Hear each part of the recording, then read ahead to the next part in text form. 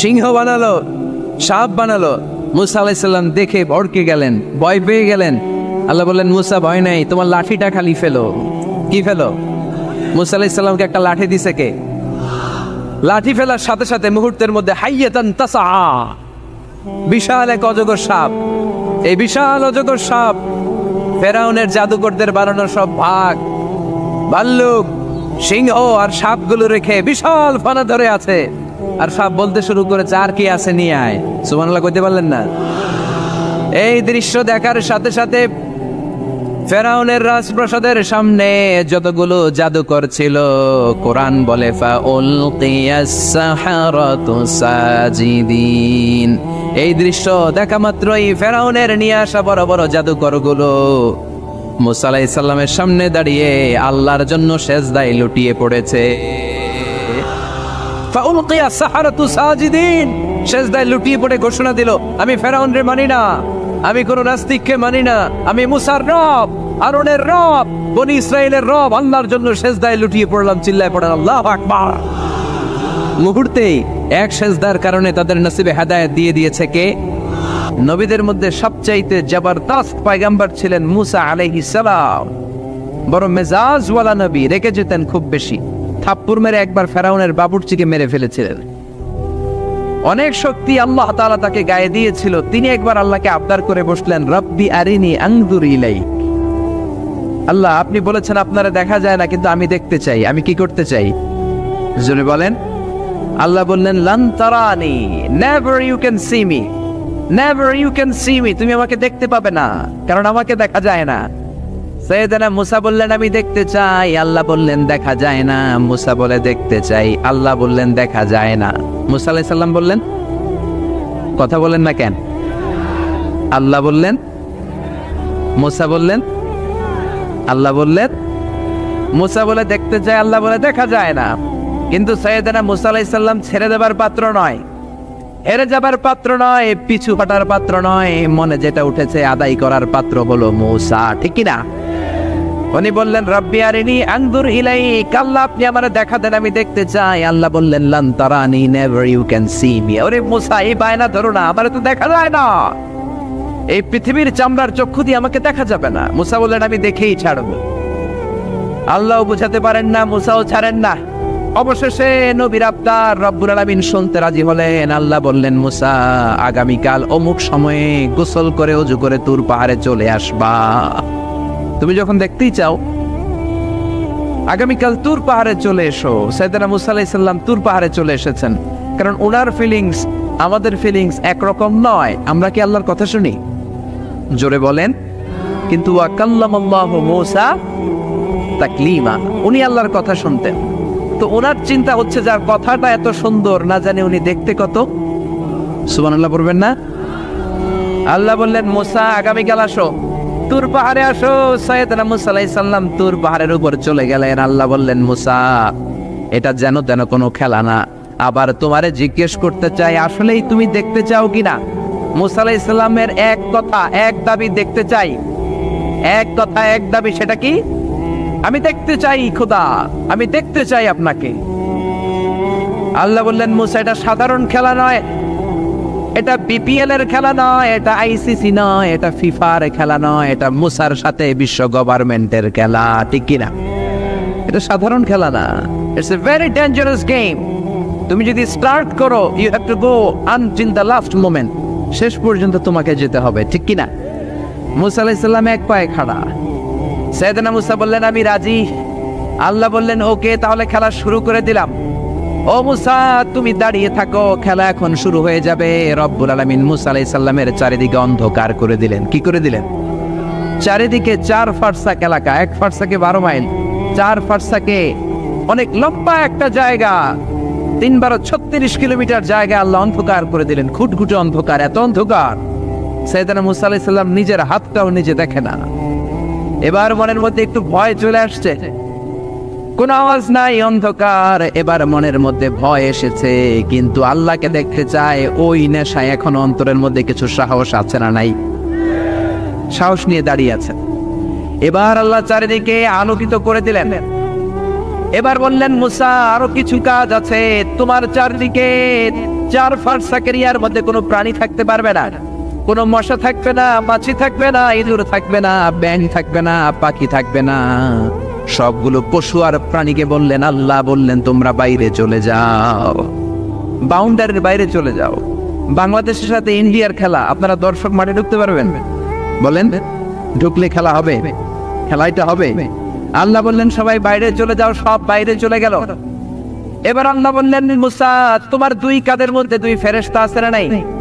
কিরামান, তাদেরকেও বাইরে পাঠানোর দরকার আছে না নাই?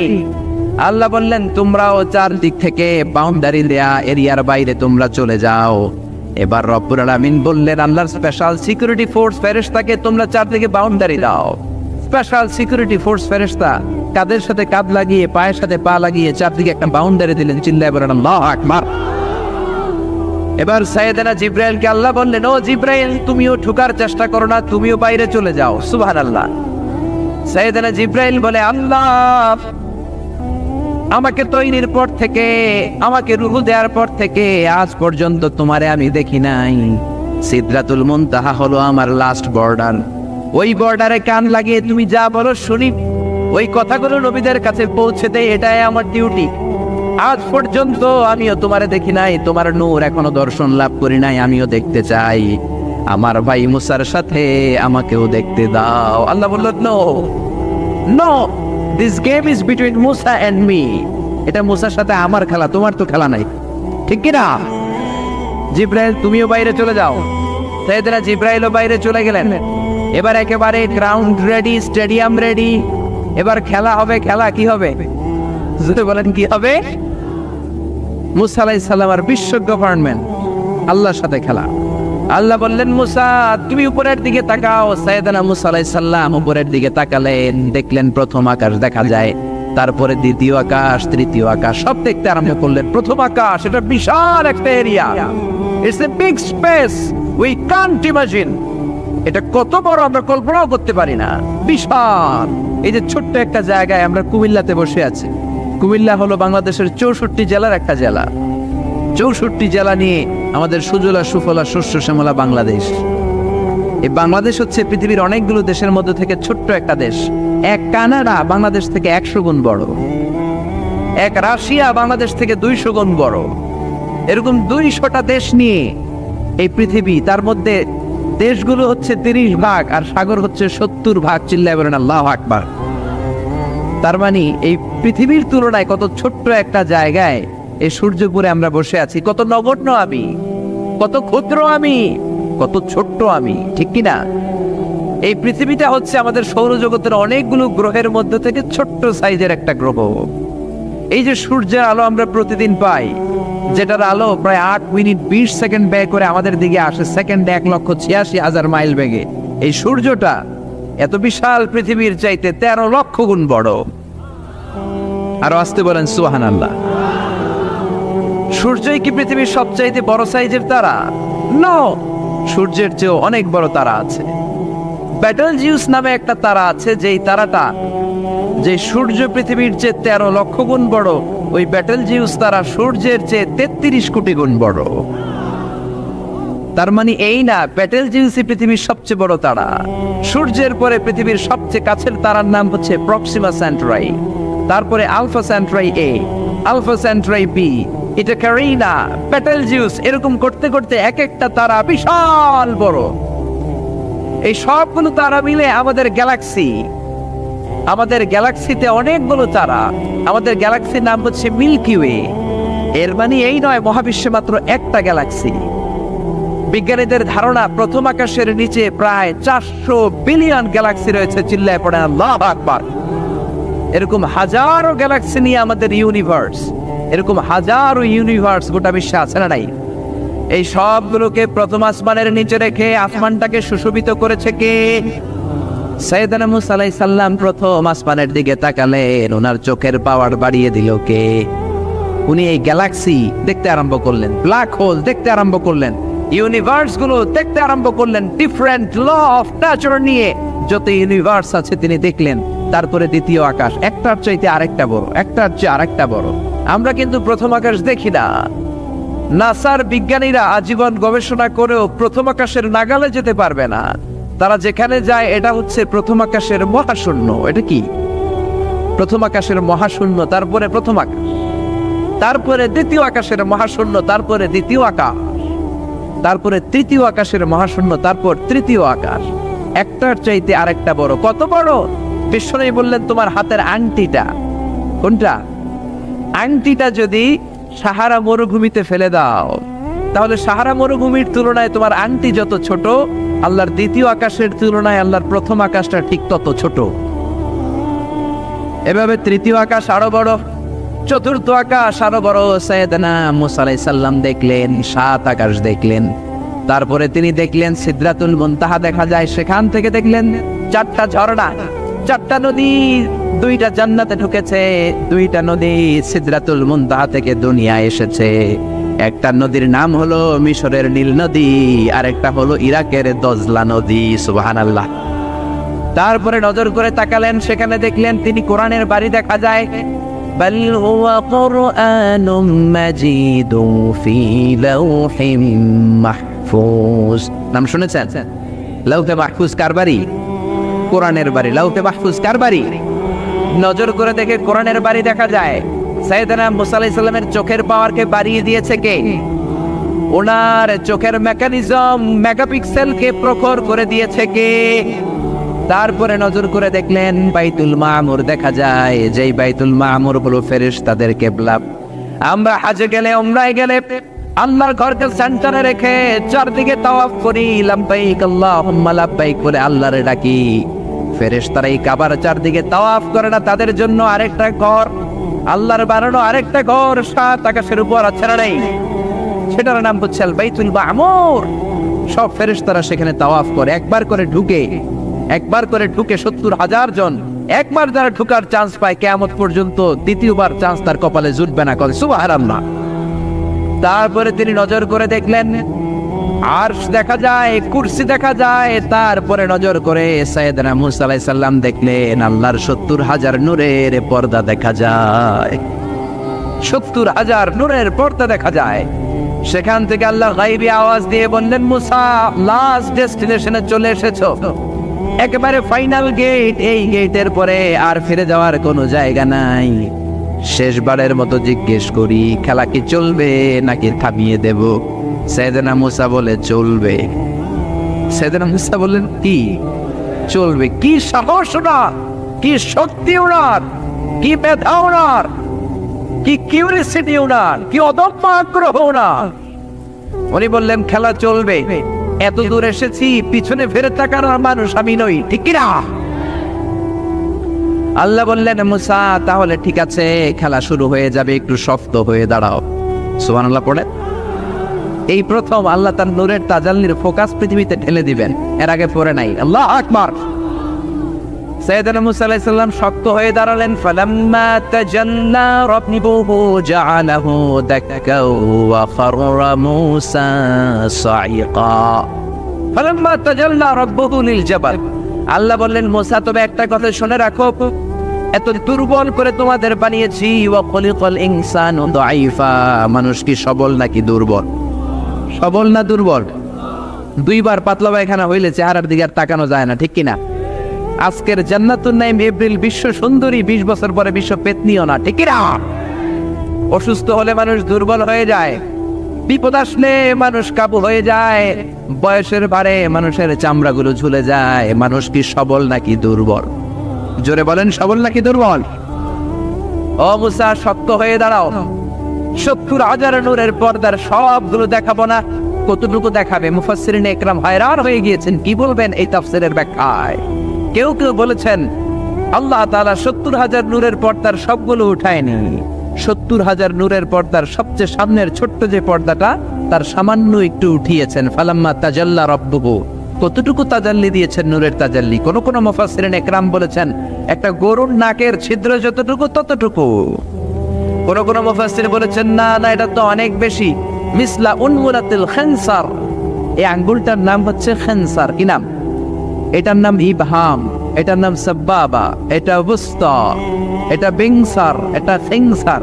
বলেন ইবহাম, কথা বলে না। ইবহাম, সাব্বাবা, ওয়াসতা, বিনসার, খিনসার, এই 5টা হাতের আঙ্গুলের আরবি নাম শিখে গেলেন। এই যে মিসলা উনমুলাতুল খিনসার, ছোট্ট আঙ্গুলের সামনে যতটুকু জায়গা, এতটুকু জায়গা আল্লাহ প্রথম পর্দাটার ফোকাস দিয়েছেন। কেউ কেউ বলে না এত বেশি নয়, একটা সুইয়ের পেছনে সুতা ঢুকানোর জন্য যতটুকু জায়গা দরকার ততটুকু নূরের ফোকাস দিয়েছে। فَلَمَّا تَجَلَّى رَبُّهُ جَعَلَهُ دَكًّا وَخَرَّ مُوسَى صَعِقًا। আল্লাহ বললেন, মুসা তোমাকে দুর্বল করে বানিয়েছি, তোমার উপরে যদি নূরের ফোকাস দেই তোমারে খুঁজে পাওয়া যাবে। আমি দেব তুর পাহাড়ের উপর। কিসের উপর? জোরে বলেন, কিসের উপর? এই তুর পাহাড়ের উপরে আমি উঠেছি 2 বার। ফেরাউনের লাশটাকে দেখেছি আমি 1 বার। পুরো লাশটাকে আল্লাহ শুটকি বানিয়ে রেখেছেন।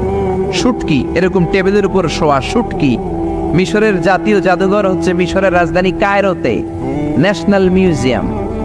ওখানে every year huge amount of tourist from Europe and America they come in order to see this ancient and historical dead body. এই ঐতিহাসিক ডেড বডিটা দেখার জন্য হাজার হাজার ইউরোপিয়ানরা আসে। এই মিউজিয়ামে জাদুঘরে ঢুকতে লাগে 100 পাউন্ড, আর এই লাশের ঘরে ঢুকতে আরো 100 পাউন্ড, মোট 500 পাউন্ড। গোটা বিশ্বের মানুষ আসে টাকা খরচ করে আর এই জাহান্নামের নরকীটটাকে দেখে যায়, ঠিক কিনা?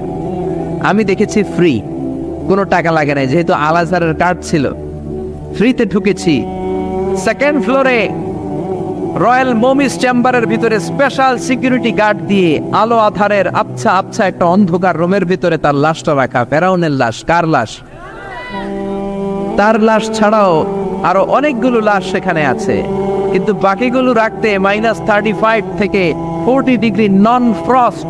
যারা বুঝেন, যারা ফ্রিজ ইউজ করেন, কিছু আছে নন ফ্রস্ট, শুধু বরফ হবে, যে জিনিসটা মাছ রাখলে মাছটা বরফ হবে কিন্তু আশেপাশে আইস জমবে না, এটার বলে non frost. Non frost 35 to 40 degree সেলসিয়াসে অন্য লাশগুলো রাখতে হয়, কিন্তু ফেরাউনের লাশটা -0 ডিগ্রিতেই কিয়ামত পর্যন্ত সঠিক এবং শুদ্ধ এবং চমৎকার থেকে যাবে। চিল্লায় বলেন আল্লাহু আকবার। কারণ ফেরাউনের লাশটাকে সংরক্ষণের দায়িত্ব নিয়েছে কে? এই তুর পাহাড়ে আমরা উঠেছি মধ্যরাতে, কারণ বাংলাদেশের পাহাড়গুলো মাটির পাহাড়। আপনি খাগড়াছড়িতে যান, আপনি বান্দরবান যান, আপনি ময়মনসিংহের গারো পাহাড়ে যান, আমাদের পাহাড় কি মাটির না পাথরের? আর সৌদি আরব মিশরের পাহাড়গুলো কি মাটির না পাথরের? পাথরের। পাথরের পাহাড়ে যখন সানশাইন, সূর্যের আলো লাগে, 2-3 ঘন্টায় সূর্যের তাপে পাথরগুলো গরম হয়ে যায়। এজন্য আমরা মাঝ রাতে উঠলাম 120 জন। আমরাও যাচ্ছি, ইহুদিরাও যাচ্ছে, খ্রিস্টানরাও যাচ্ছে। মিশরে যাওয়ার আগে আমি জিউস কমিউনিটি দেখি নাই, ইহুদি দেখি নাই, ওই প্রথম ইহুদি দেখলাম। একসাথে উঠলাম।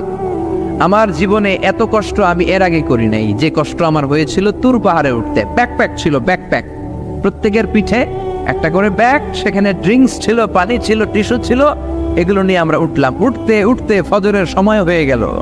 দেখলাম সেই জায়গাটা, যেই জায়গায় আল্লাহ নূরের তাজাল্লি দিয়ে ওনার প্রিয় নবী মুসা আলাইহিস সালামকে বেহুশ করে পাহাড়ের উপরে ফ্ল্যাট করে ফেলে দিয়েছিলেন। চিল্লায় পড়েন আল্লাহু আকবার।